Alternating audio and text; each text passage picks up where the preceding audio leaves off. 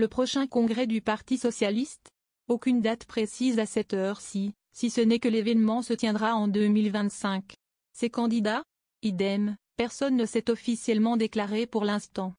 Ce que l'on sait, en revanche, c'est que l'événement se déroulera sur fond de stratégie à définir en vue de la présidentielle de 2027. Alors que le parti a repris des couleurs aux européennes puis aux législatives anticipées qui ont suivi. Et que la bataille promet d'être rude, après la réélection à un cheveu d'Olivier Faure à Marseille en janvier 2023, par ailleurs émaillée d'accusations de tricherie. Autre certitude, la guerre intestine a déjà commencé. D'un côté ceux qui veulent réaffirmer la ligne social-démocrate et en finir avec l'actuel premier secrétaire, à qui il est reproché d'être trop proche des insoumis.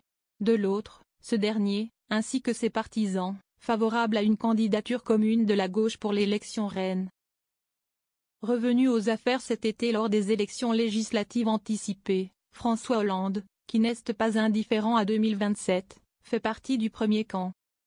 Panthéon du sexisme. Ce lundi 11 novembre, une passe d'armes a opposé les deux tendances. Point de départ de la séquence, un récit publié par Libération évoquant la fronde interne à laquelle Olivier Faure fait face avant le Congrès et plus largement l'avenir de la gauche.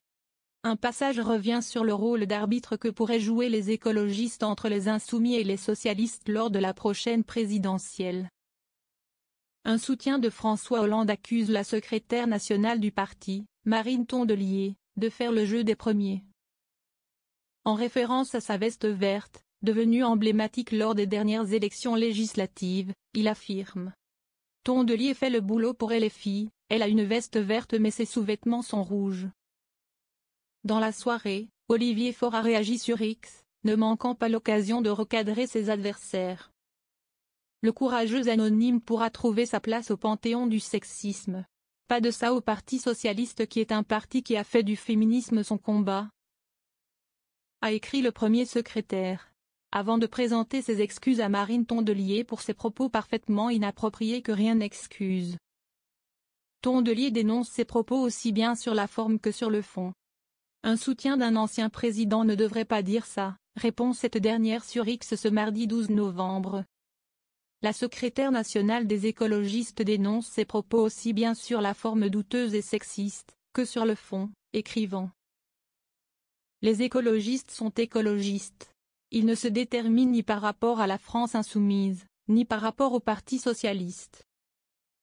Ils se déterminent par rapport à l'écologie et je le rappellerai autant que nécessaire.